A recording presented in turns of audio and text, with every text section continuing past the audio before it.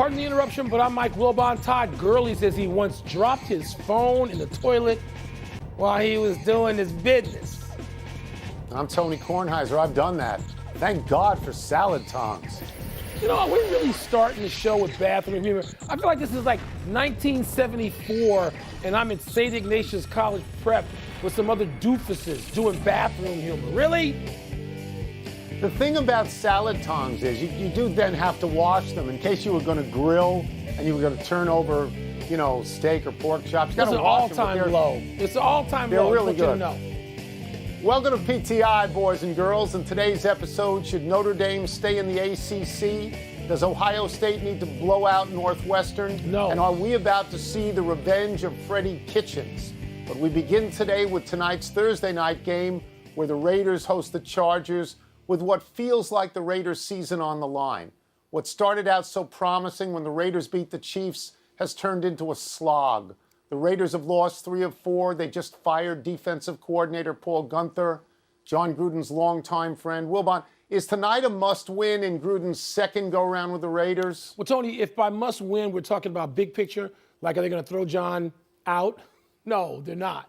But is he going to make something of this season and get to the playoffs and sort of take that step that justifies all the money the Raiders are paying him over whatever it is, like 10 years? Then, yeah, it's probably a must-win for that. Tony, you mentioned having lost 3 or 4. Tony, the one game they won, they got outplayed by the Jets. And they should have lost that game, which means they're essentially looking at being outplayed 4 consecutive games. So they need to get this turned around. If they don't get it turned around, they're just like all the others that are going home soon.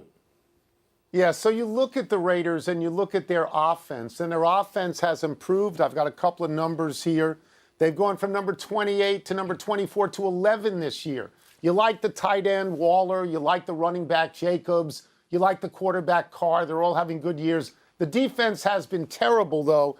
And Gruden may have fixed the offense over the 3 years there, but he hasn't fixed the defense. They're number 28 in points against. I mean, I look at this game, and I agree with you completely. It's not like John Gruden's job is on the line.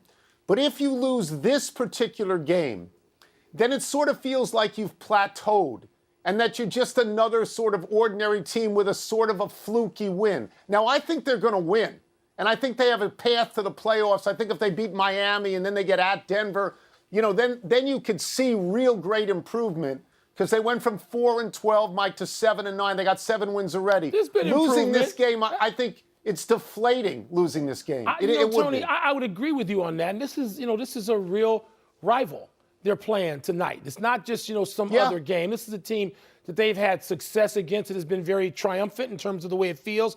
And there's been some despair in certain losses. And, both these franchises, Tony, have mostly come up short lately.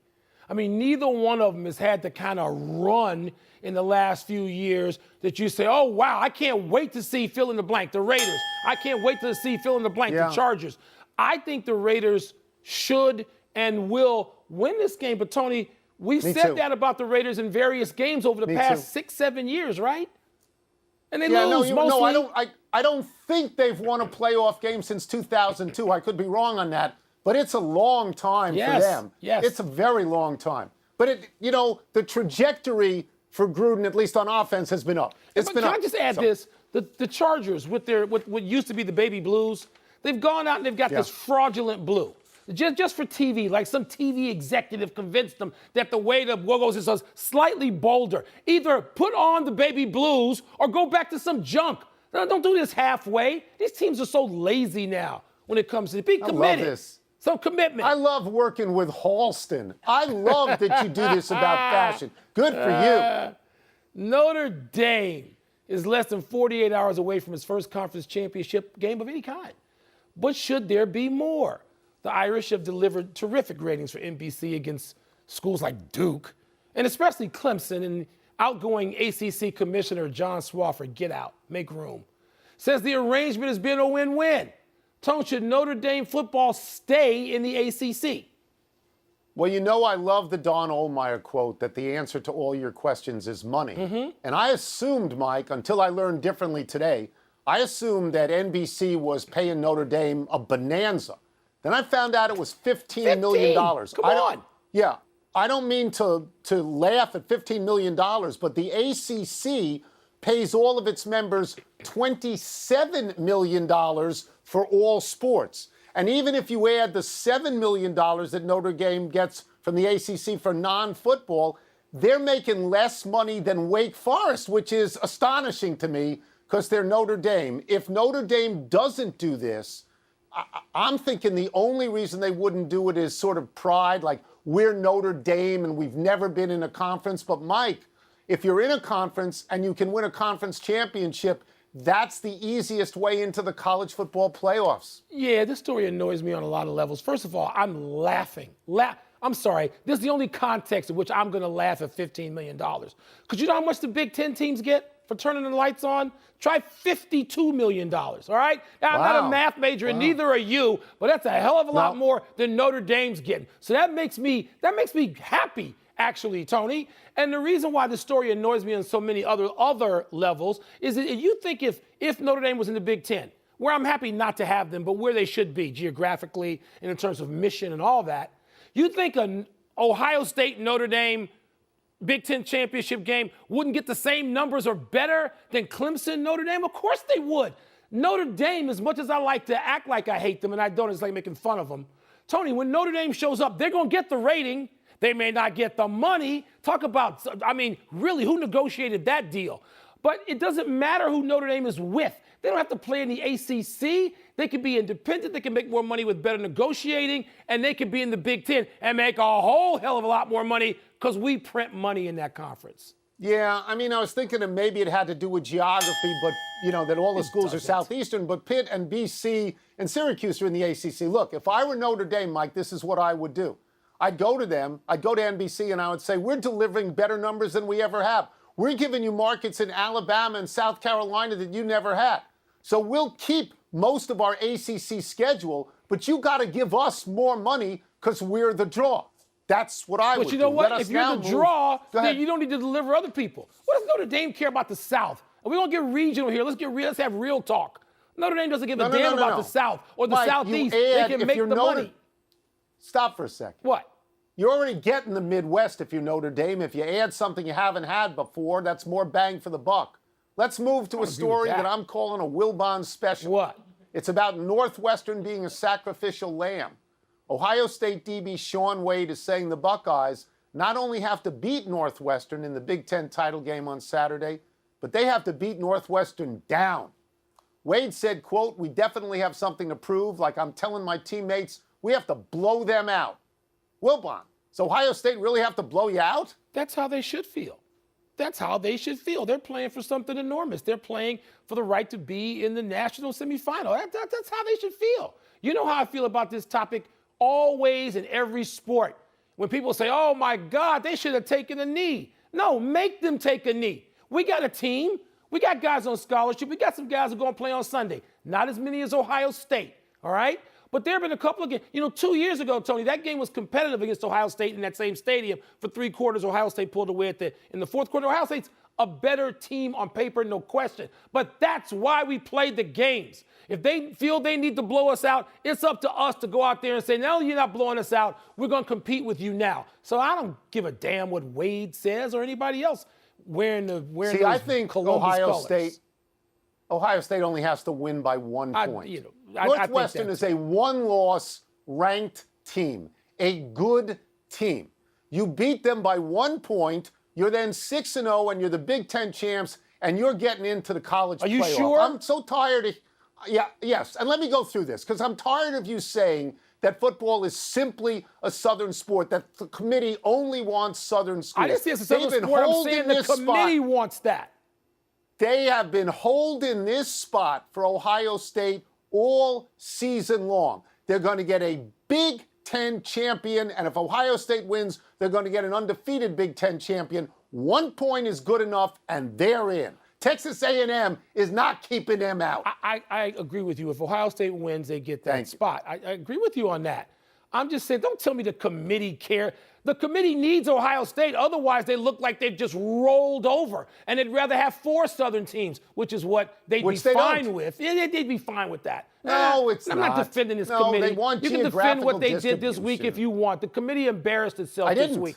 So my point is, we agreed on that. Ohio State, if they win this game by whatever margin, I believe they will get in.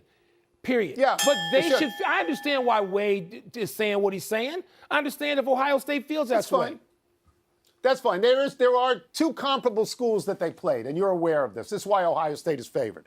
They played Nebraska. They both played Nebraska, and they both played Michigan State. Ohio State beat Nebraska by 35 and Michigan State by 40, and Northwestern beat Nebraska by 8 and lost to Michigan State. That's why Ohio State's favored, and but they I wish you luck. And they should be. I wish you luck. Let's take a break. We can use it. Coming up, the Seahawks got off to a fast start this season, but are they running into a better team in the Washington football team this weekend? Man, Cam Newton faces Tua and the Dolphins this weekend. Which one would you rather have for this matchup?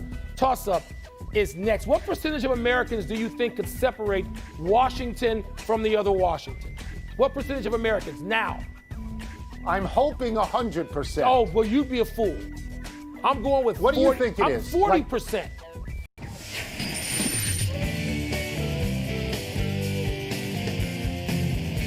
Time for Toss-Up, where I play the role of heavily favored Ohio State, and Wilbon plays the role of comically huge underdog Northwestern. What's first? Toss-up, they play Sunday. Who you got, the Seahawks or the football team? I think I've got Seattle. They're 3-1 in East Coast games so far this year, so they're not troubled by the trip. I'm anxious about the quarterback circumstance for Washington. Yeah. I'd feel more comfortable with Alex Smith than Dwayne Haskins. This is odd, Mike. This could be a preview of the first round of the playoffs. If Seattle stays as a wild card at number 5, they get to play the NFC East winner, which might very well be Washington. If I were Seattle, I'd rather play Washington, where home field means nothing, than have to play either the Rams or Tampa Bay. The way I look at the game is very simple. Can Washington's defense, which is now number 6 and improving all the time in terms of points scored, can they stop Russell Wilson? Wilson, this surprised me. It surprised me, Mike, to find out he's been sacked 40 times. He's been sacked a lot. I didn't know it was that many. Listen, the Washington football team has won 4 straight, and they've won it on the strength of their defense, right? Only one of those teams figures to be a playoff team, and that would be Pittsburgh, but that was an unbelievably impressive win as far as I'm concerned for the Washington football team. I don't care if Pittsburgh has stumbled or not. But the question is, Tony, can Russell Wilson stay upright and be the Russell Wilson we saw in the first third of the season against that defense, which in this latest third of the season is wow. I mean, they have controlled action, particularly that front 7. I'm going to take the Washington football team at home to beat Good for Russell you. Wilson. You're such a homer. That makes me happy. Right. Next. Toss-up, they play Sunday. Who would you rather have at quarterback, Cam or Tua? So I love this matchup, but not for the quarterbacks. I love it for the coaches. Can a pup of Belichick beat Belichick? He didn't do it the first time around. I think New England just they got 217 yards rushing, and they ran Miami out of the gym. This one, to me, Mike, feels like Miami's season. If they lose this, they're going to fall behind Baltimore for the wild card in the playoffs. If they win this, they can maybe get to the playoffs. It's a real big deal. In terms of the quarterbacks, Cam Newton can't pass. It's 16 games in a row that he's played where he's either got 1 or no touchdown passes. Do I like Tua? Yeah. Do I love him? No. And Belichick beats rookie quarterbacks 21-5 all time. Well, there you have it. We can roll right to the commercial break now, all right? Because only one thing matters, that Belichick is 21-5 against rookie quarterbacks. And that's what Tua is, making his second start. It's against Belichick more than it is against Cam Newton. I keep waiting. I keep thinking maybe I'm hoping more than, can point to any analytics. But don't you think that Cam has one great game left in him this season? And maybe this I'd like to see it. One where he throws for 250 yards and also rushes for 2 touchdowns. He stays upright, grass stains free on the back of his jersey. I keep waiting for one of those. But more importantly, Belichick, 21-5 against neophytes. Right. And a couple of weeks ago, he beat Justin Herbert, who we think is good, 45-0. 0. Yeah. Thank you, and tip Take your it waiter away on the way out. Yeah. Let's take one last break. Still to come, Duke posts a win over Notre Dame. Are the Blue Devils back on track? And is Freddie Kitchens ready to get his revenge on the Browns? I think I remember Freddie Kitchens. He a country singer? Yeah. Freddie Kitchens? No. Who was he? No. But he had a short run on one of these teams. Oh, he had a short run. All right. Yeah. You can refresh my memory during the break. We'll get to that. We're going to get to that. That's good. Happy time, people. Happy 22nd birthday, J.K. Dobbins. You may remember the Ravens rookie running back smashing through Browns safety Andrew Sendejo on a 2-point conversion this past Monday night, sending Sendejo into concussion protocol. Dobbins tweeted snarkily about it, but quickly deleted the tweet and said he respected Sendejo. Dobbins was the first back ever at Ohio State to run for 1,000 or more yards as a freshman, sophomore, and junior. He left Columbus with more rushing yards than anybody but Archie Griffin.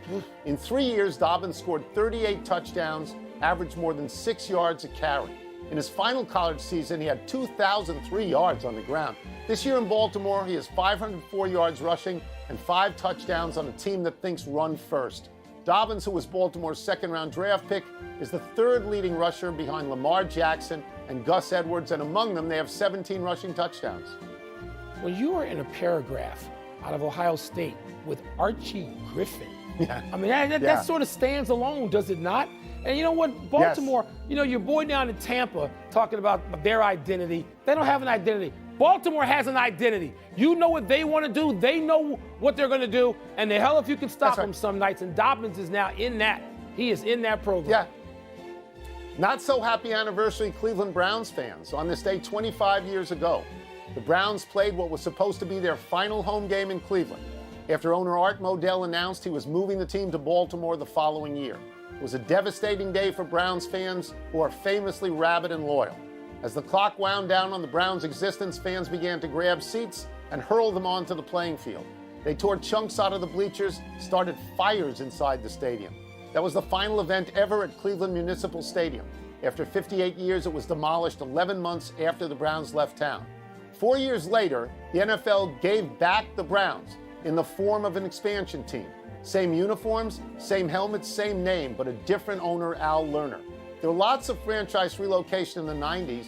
Houston Oilers went to Tennessee. Los Angeles Rams went to St. Louis. Los Angeles Raiders returned to Oakland. By the way, in this game, the Browns beat the Bengals 26-10 on their way to a 5-11 finish for a promising young coach named Belichick. Tony, I went to a lot of games in that old Cleveland Stadium down on the lake where the new stadium is as well. And I was at games like the drive and the fumble. And so last week when the Browns lost that incredible game to Baltimore and people said, it shows they're on their way up, I flinched. Like a lot of people who've been in Cleveland for those games, I thought to myself, oh my God, this is the way the Browns have lost games forever. I hope they can rise and get away from that, man. But games in that stadium, you were in that stadium a few times. Did that place not pulsate when they had 80,000 fans in there, especially in prime time? Freezing and wonderful. Oh, my God. Happy trails to coaching Sunday night for Giants offensive coordinator Jason Garrett. Garrett is tested positive for the coronavirus, will not be available to call plays against the Cleveland Browns Sunday night. In a small and lovely irony, Giants tight ends coach Freddie Kitchens will call the plays. Kitchens, you'll remember, was head coach of the Browns last year, getting fired after finishing 6-10 in his only year as head coach. So the plot thickens, doesn't it?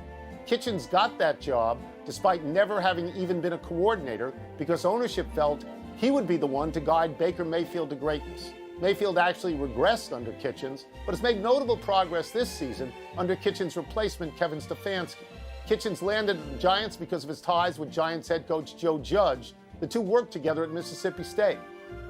After an emotional and difficult loss, we talked earlier in this show about the Raiders coming back after playing Kansas City, and we thought, they're right there.